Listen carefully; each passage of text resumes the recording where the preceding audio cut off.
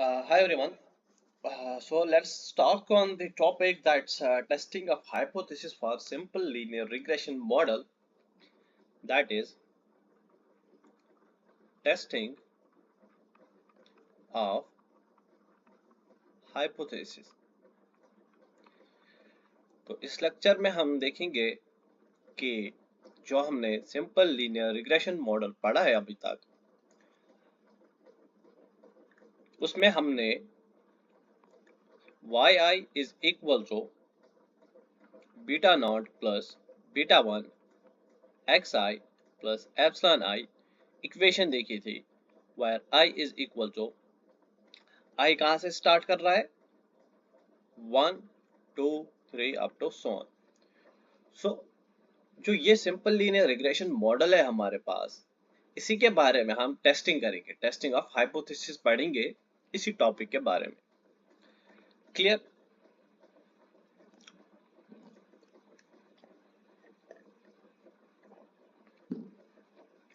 सी, इसमें हम टेस्ट करेंगे जो हमारे पास पैरामीटर्स है, that's beta not and beta one को हम टेस्ट करेंगे। अब इसमें हमारे पास दो टेस्ट है। एक टेस्ट है हमारे पास z टेस्ट, और दूसरा टेस्ट जो है हमारे पास जो हम पढ़ेंगे दैट्स t टेस्ट। डिफरेंसेस तो आपको पता होगी t टेस्ट और z टेस्ट में। ये टेस्ट कब लगता है और ये टेस्ट कब लगता है, ये दोनों क्या है, दोनों तो मेरे पास पैरामीट्रिक टेस्ट है। Both are parametric test.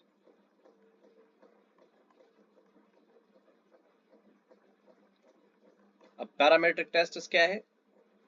Parametric test simply वो टेस्ट है जहां पे हमें नॉर्मलिटी का पता होगा, जो डिस्ट्रीब्यूशन हमें पता होगा कि नॉर्मल डिस्ट्रीब्यूशन को फॉलो करते हैं। जो भी हमारे पास डेटा सेट होगा वो नॉर्मली डिस्ट्रीब्यूटेड होगा। क्लियर? सो सी, z टेस्ट कब लगता है? z टेस्ट तब लगता है जब हमारे पास जो वेरिएंस है दैट सिग्मा स्क्वायर ये नोन होगा, ये हमारे पास गिवन होगा, और जो सैंपल साइज है वो ग्रेटर देन और इक्वल टू 30 होगा, तब z टेस्ट लगता है। और t टेस्ट कब लगता है? जब सिग्मा स्क्वायर अननोन होता है और n लेस और इक्वल टू 30। अब देखो तो यहाँ पे अगर हमारे पास सिग्मा स्क्वायर नोन है तो हम इस सिग्मा स्क्वायर को रिप्लेस करेंगे विथ एस स्क्वायर से। ये याद रखना, इसको हम रिप्लेस करेंगे एस स्क्वायर से। क्लियर है? इसको हम रिप्लेस करेंगे एस स्क्वायर से। ठीक है? सो अब हाइपोथेसिस होता क्या है? Let's give a talk on this hypothesis कि ये होता क्या है। टेस्टिंग तो पता है, अब हाइपोथेसिस होता है क्या है, अब वो हम देखेंगे पहले, देन उसके बाद टेस्ट पे आएंगे। What is my hypothesis?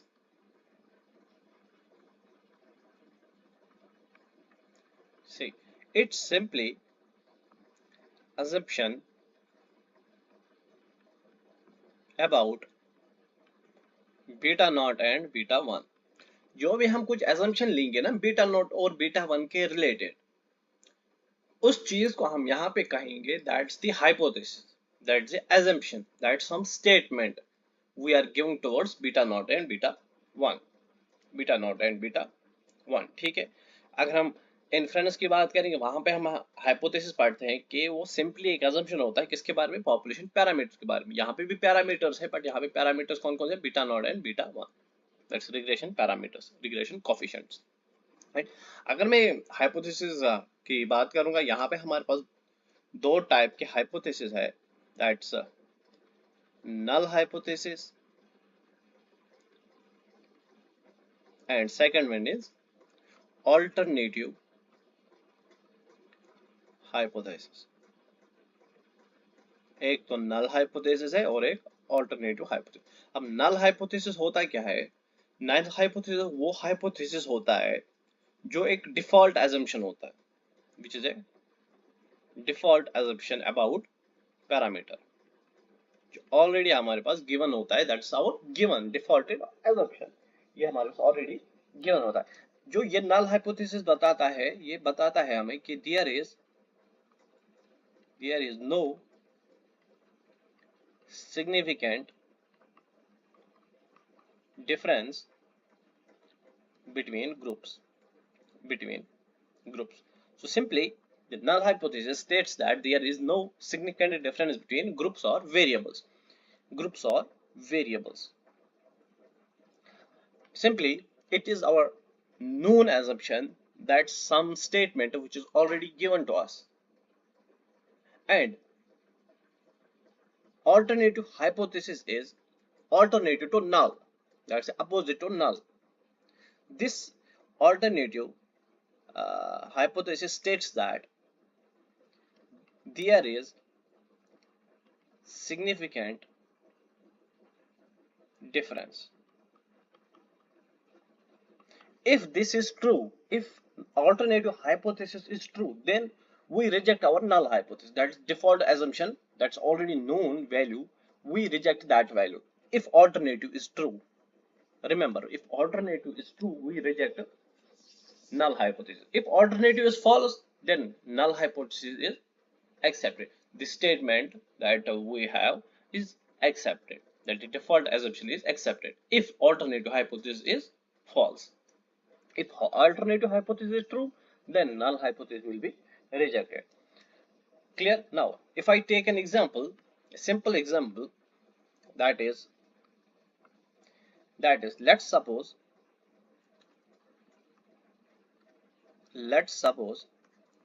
we have an if a company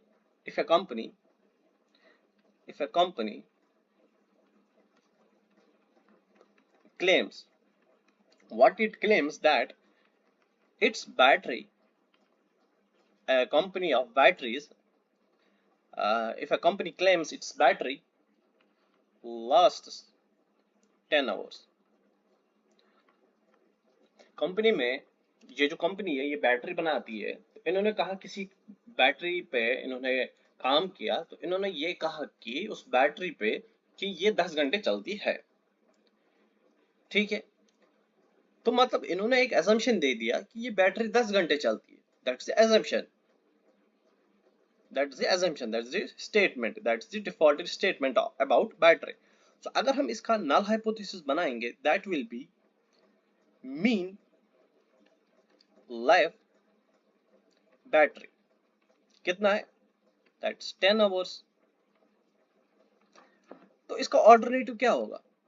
alternative will be mean life battery is not equal to 10 hours, क्योंकि इसका ऑल्टरनेटिव ये ज्यादा भी हो सकता है, लेस भी हो सकता है। ठीक है, तो यहाँ पे नल हाइपोथेसिस का मतलब क्या है कि बैटरी की लाइफ जो है वो चलेगी 10 घंटे आफ्टर चार्जिंग। तो उसका ऑल्टरनेटिव क्या होगा कि battery will not last for 10 hours. तो इसका ऑल्टरनेटिव, अब अगर ऑल्टरनेटिव मैंने एक्सेप्ट कर लिया तो ये तो रिजेक्ट होगा। अगर ये 10 घंटे नहीं चल रहा है तो जो इन्होंने क्लेम किया था वो तो रिजेक्ट होगा ना। जो कंपनी ने क्लेम किया था कि बैटरी लाइफ, एक बैटरी लाइफ है वो है 10 घंटे, तो अगर वो 10 घंटे से कम है या 10 घंटे से ज्यादा, तो इवेंचुअली हम क्या करेंगे, एच नोट को रिजेक्ट करेंगे सिंपली। अगर ये एक्सेप्ट हुआ तो इसको हम रिजेक्ट करें। अब अगर ये रिजेक्ट हुआ, अब ये रिजेक्ट कैसे होगा? इन्होंने कहा कि बैटरी की लाइफ आफ्टर चार्जिंग है 10 घंटे। तो अगर ये रिजेक्ट हुआ कि me life battery is not equal to 10 hours, तो कम भी ज्यादा, अगर ये एक्सेप्ट हुआ कि ये 10 घंटे नहीं चलेगी, तो ये रिजेक्ट हुआ। अगर ये रिजेक्ट हुआ तो ये एक्सेप्ट होगा, तो इनका क्लेम फिर ट्रू है।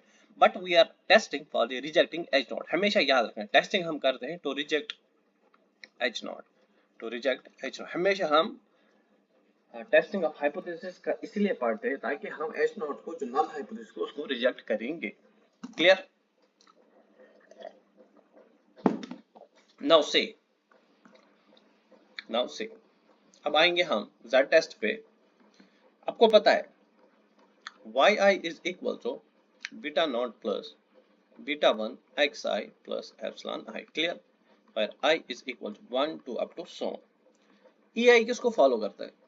नॉर्मल 0, सिग्मा स्क्वायर पढ़ाया हुआ है। तो यहां से yi किसको फॉलो करेगा? yi will follow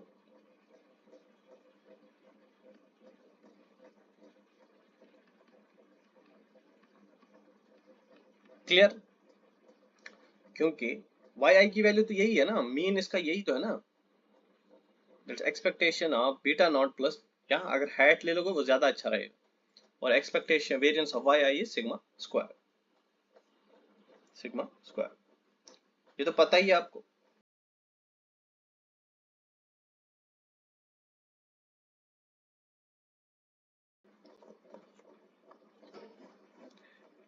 now see, ये तो आपको पता ही है, तो लिखने की जरूरत ही नहीं थी, तो आपको फिर भी पता था। तो see, testing case of slope parameter, that is beta one.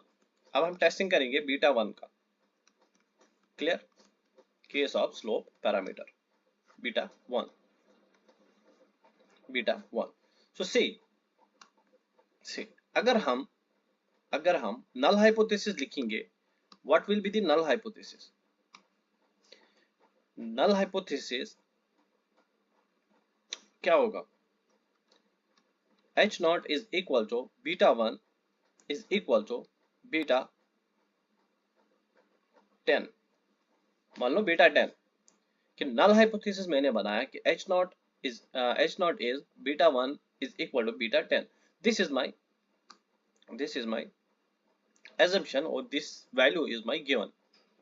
ये वैल्यू मेरे पास गिवन होगी ऑलरेडी, जैसे अभी हमने एग्जांपल में देखा, company claims that its battery life lasts 10 hours. So ये होगा, वर्सेस जो ऑल्टरनेटिव होगा वो होगा beta 1 is not equal to beta 10। So this is my alternative, ठीक है। नाउ नाउ स्लोप पैरामीटर है ना, तो यहाँ पे अगर हम सिग्मा स्क्वायर को नून मान के चलेंगे, सिग्मा स्क्वायर को नून मान के चलेंगे, ठीक है। और यहां से आपको पता है बीटा वन को किसको फॉलो करेगा, बीटा वन हेड किसको फॉलो करेगा? नॉर्मल बीटा वन, क्योंकि expectation beta one head beta one है, और एक्सपेक्टेशन ऑफ, ये तो मैंने आपको कराया है ना, estimation of parameters, that is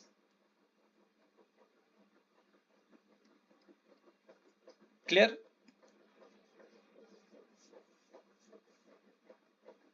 x square नहीं, क्योंकि हमारे पास बीटा यहाँ पे सिग्मा स्क्वायर होगा, sigma square divide by this, ठीक है।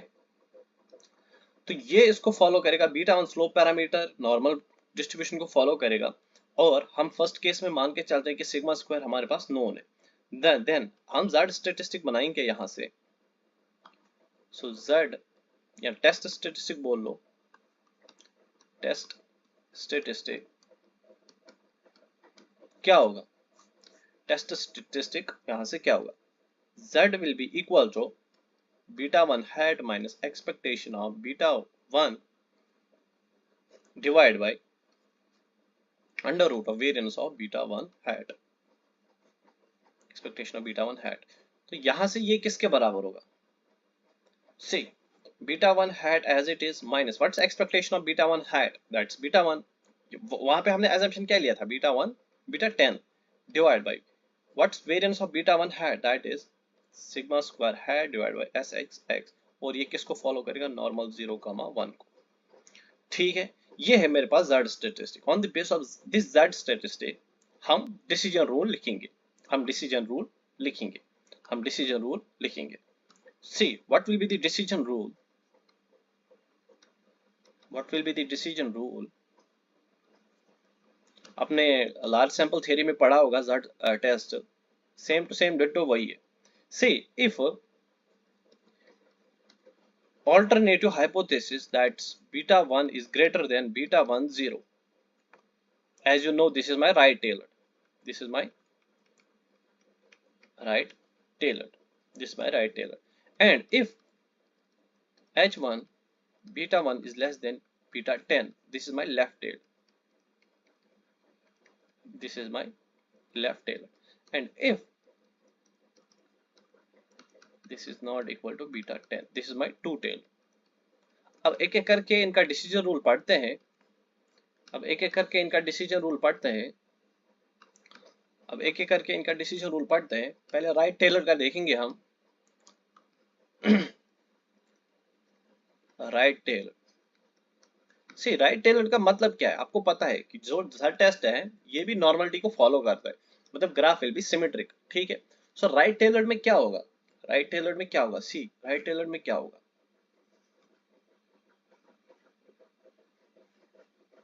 राइट टेलर में क्या होगा, सी एक साइड से हमारे पास होगा Z अल्फा, क्लियर, और ये जो रीजन है Z अल्फा से ग्रेटर देन, और ये जो रीजन है इसे कहते हैं हम, ये होगा 1 माइनस अल्फा, और ये होगा अल्फा, ये रीजन होगा अल्फा, और ये 1 माइनस अल्फा। सी जो ये वैल्यू है this is my critical value, इसे बोलते हैं हम क्रिटिकल वैल्यू, और जो ये रीजन है इसे हम कहते हैं एक्सेप्टेंस रीजन। यहाँ पे नल हाइपोथेसिस एक्सेप्ट होता है, एक्सेप्टेंस रीजन, और ये जो रीजन है इसे कहते हैं हम रिजेक्शन रीजन, इसे कहते हैं हम रिजेक्शन रीजन, और यहाँ पे नल हाइपोथेसिस रिजेक्ट होता है रिजेक्शन रीजन में, और क्रिटिकल रीजन में इसे रिजेक्शन रीजन भी कहते हैं और क्रिटिकल रीजन भी कहते हैं। यहाँ पे हमारे पास नल हाइपोथेसिस रिजेक्ट होता है, जो हमने assumption लिया है वो हम इस रीजन में रिजेक्ट करते हैं, ठीक है, और इस रीजन में वो एक्सेप्ट होगा, ठीक है। See what's this, this is Z calculated, ये तो आपने अभी देखा, इसकी वैल्यू कितनी होती है, beta 1 hat minus expectation of beta 1 hat divide by under root of variance of beta 1 hat, ठीक है। ये वैल्यू आपने फाइंड आउट की, देखो ये वैल्यू आपने फाइंड आउट की। देन अगर ऐसा कुछ हुआ, ये Z tabulated critical value is also called Z tabulated value. See अगर Z कैलकुलेटेड, देखो Z अल्फा पे क्रिटिकल वैल्यू पे हमारे पास कुछ टेबुलेटेड वैल्यू होगी, जैसे हम 95% पे देखते हैं, 99% पे देखते हैं, या 98% पे देखते हैं। ये वैल्यूज आपको गिवन होगी क्वेश्चन में ही, यहाँ जब भी आप टेस्ट कर रहे हो तो वहां पे आपको 95% पे देखना, कॉन्फिडेंस इंटरवल पे देखना होगा, तब आपकी वो वैल्यू गिवन होगी, Z अल्फा की वैल्यू गिवन होगी। देखो अगर Z calculated greater than Z tabulated हुआ, अगर कैलकुलेटेड वैल्यू जो हमने निकाली ये वाली, अगर ये इससे ज्यादा हुई, देखो अगर ये इससे ज्यादा हुई Z कैलकुलेट, अगर ये मान लो ये 1.96 है, यहाँ पे वैल्यू 1.96, और हमारा Z कैलकुलेटेड 2.2 आएगा, तो 2.2 कहाँ आएगा, इसमें आएगा, तो हम क्या करेंगे, यहाँ पे हम डायरेक्टली बोल सकते हैं H0 रिजेक्ट होगा, तो it means that we reject our null hypothesis. Clear है, आई होप कि ये क्लियर होगा आपको, ठीक है। This is the decision rule, कब, जब Z calculated greater than Z tabulated होगा वी रिजेक्ट नल हाइपोथेसिस। मतलब सिंपल सी बात है ना, अगर Z अल्फा की वैल्यू, Z टेबुलेटेड वैल्यू 1.96 है, 1.96 और Z कैलकुलेटेड ग्रेटर देन 1.96 है, तो ये मेरा रिजेक्शन रीजन है, तो इसमें नल हाइपोथेसिस रिजेक्ट ही होना है ना। अगर इससे कम आए तो वो एक्सेप्ट होगा, वो बात की बात है, ठीक है। सी अब लेफ्ट टेलर देख लो क्या होता है,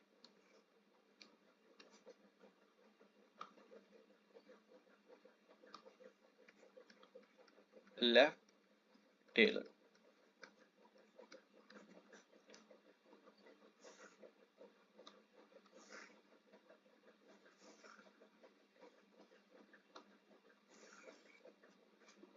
अब देखो लेफ्ट टेलर क्या होता है, ये होगा माइनस Z अल्फा, ये होगा 1 माइनस अल्फा, और यहाँ पे इस रीजन को कहते हैं हम क्रिटिकल रीजन और रिजेक्शन रीजन,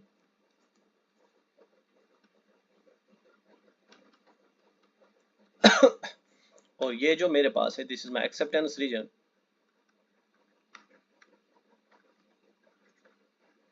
से लेफ्ट टेलर में क्या होगा, लेफ्ट टेलर में कुछ ऐसे होगा, सिंपली उसका उल्टा होगा कि Z कैलकुलेटेड, अच्छा मुझे एक बात बताओ, क्या ये वैल्यू बड़ी होगी कि ये वैल्यू बड़ी होगी, अगर ये -1.6 है और ये -2.2 है, तो यहाँ पे मैं क्या बोलूंगा, सोच लो यहाँ पे मैं क्या बोलूंगा, कि अगर Z calculated greater than Z tabulated आया, टेबुलेटेड कितना दिया मैंने, -1.6, क्योंकि ये तो बड़ी है ना, ये तो बड़ी है। और ये z कैलकुलेटेड मान लो 2.2 आया, -2.2, -2.2। तो यहाँ पे क्या ये अप्लाई होगा कि z calculated greater than z tabulated, we reject h naught? सोच लो, क्योंकि ये तो बड़ा है ना, ये छोटा है, क्योंकि नेगेटिव आपको तो रियल एक्सिस का पता है ना, ये तो 0 है, ये 1 है, ये 2 है, ये -1 है, ये -2 है, -1 इज ग्रेटर देन -2, ये तो आपको पता ही है ना। सो मतलब यहाँ पे जो डिसीजन रूल होगा वो कुछ ऐसे होगा, से वो कुछ ऐसे होगा, if z calculated is less than z tabulated, we reject h naught। देखो कैसे, ये मेरे पास क्या है, रिजेक्शन रीजन है। अगर z कैलकुलेटेड ये है और z टैबुलेटेड ये है, तो अगर ये z कैलकुलेटेड लेस देन, ये तो लेस देन ही होगा ना इससे, z टैबुलेटेड से, क्योंकि z टैबुलेटेड मेरे पास माइनस z अल्फा पे कुछ वैल्यू होगी, मान लो -1.6 है या -1.9 है, तो -1.9 और ये -2.2, -1.9, this is greater than this, then we reject h naught. Simply यही खेल है और कुछ नहीं है। Now see two tail, two tail, two tailer, ठीक है।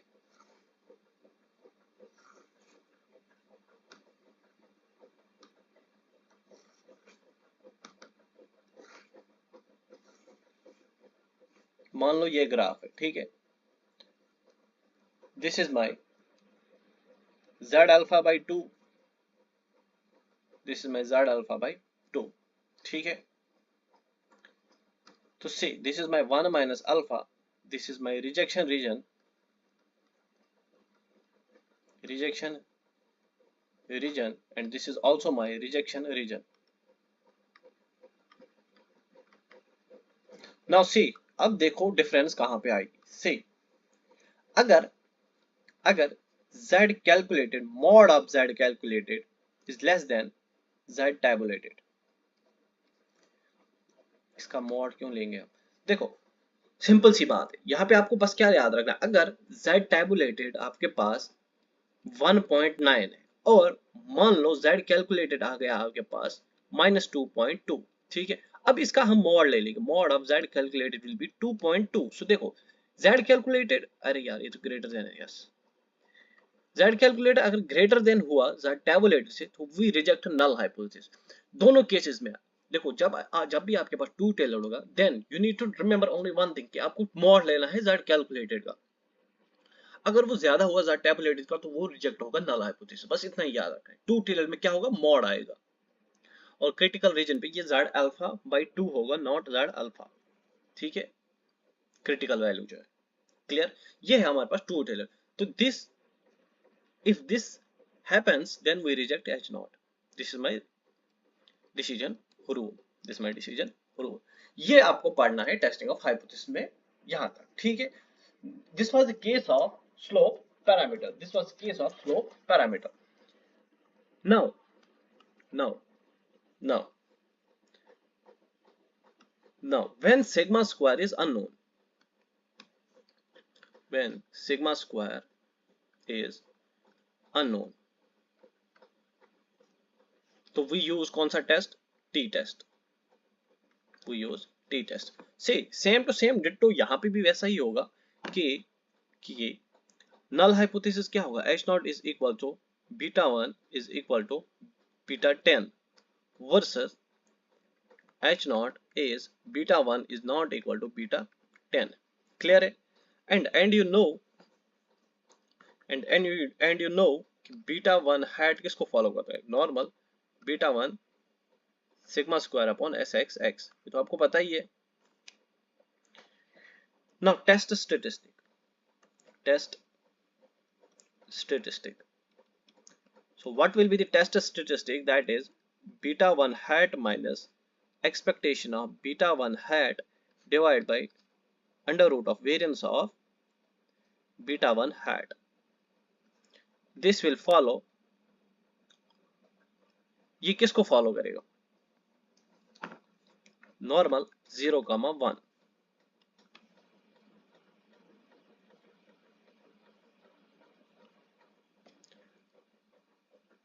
this is when sigma square is known, and अगर सिग्मा स्क्वायर नोन होगा, अननोन होगा, तो ये क्या किसके बराबर होगा?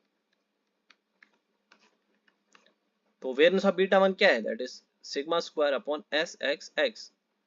तो ये फॉलो करेगा T N minus one mean sigma square N minus two, sorry, mean sigma square is unknown. Why this n minus 2? Because we have the two constants, that's beta naught and beta 1. That's why we subtract the 2 from total number of observations. That's the degrees of freedom basically.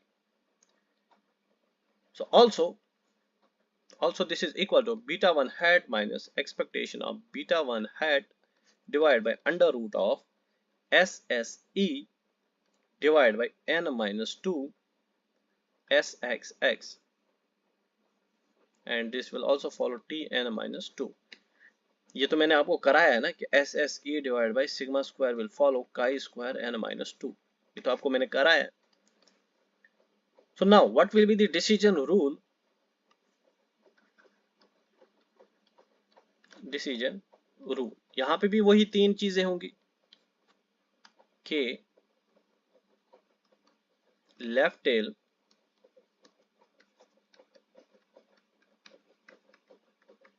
right tail and two tail.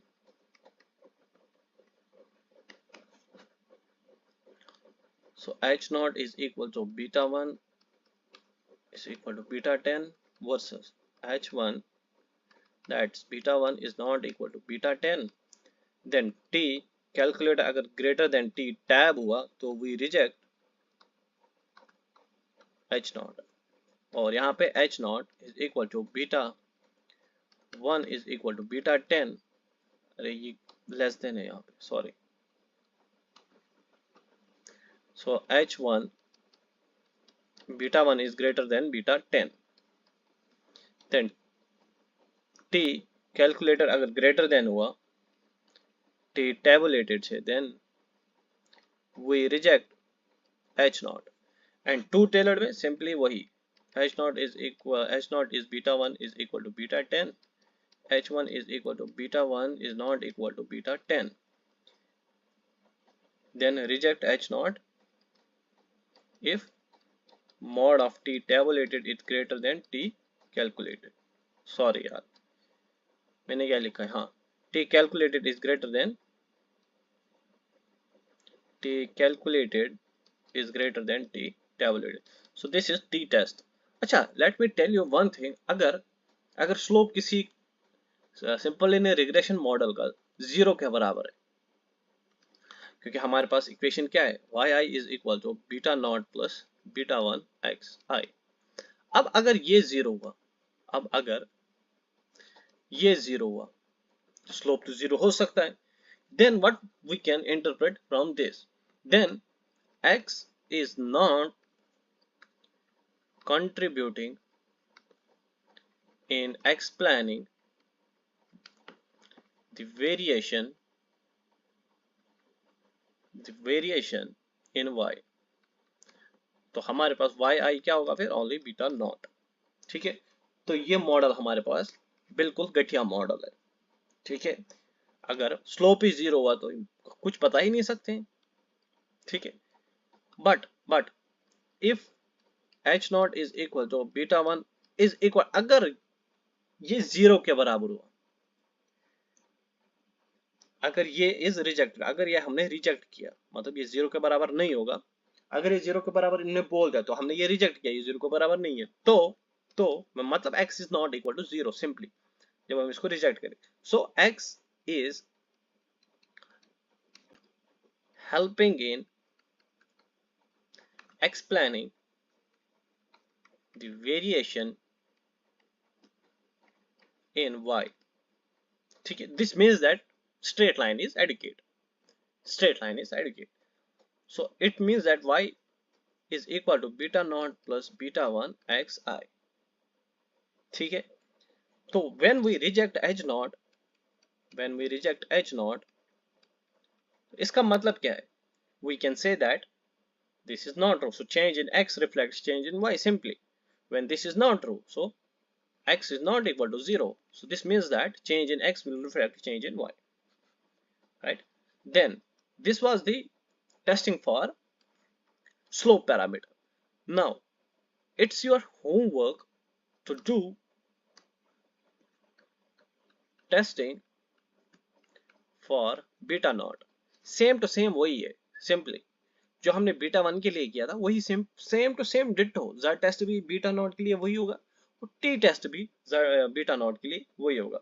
सो इसमें हम क्या करेंगे, देखो beta dot dot क्या होगा, known value होगा. Let suppose this is the known value, मान लो ये नोन वैल्यू है, ठीक है. तो नल हाइपोथेसिस हम क्या बनाएंगे, H not is equal to beta naught is equal to beta dot dot versus what will be the alternative then, beta naught is not equal to beta dot dot, ठीक है.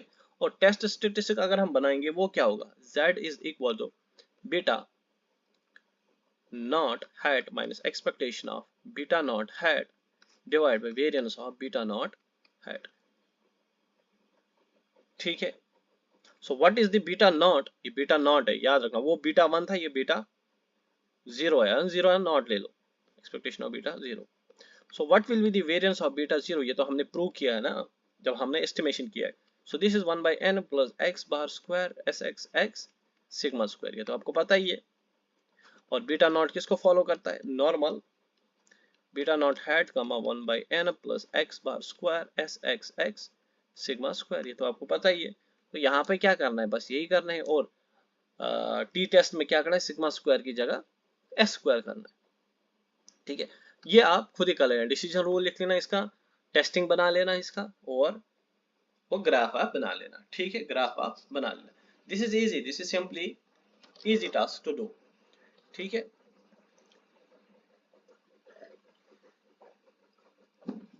In next lecture we will see interval estimation for parameters, ठीक है.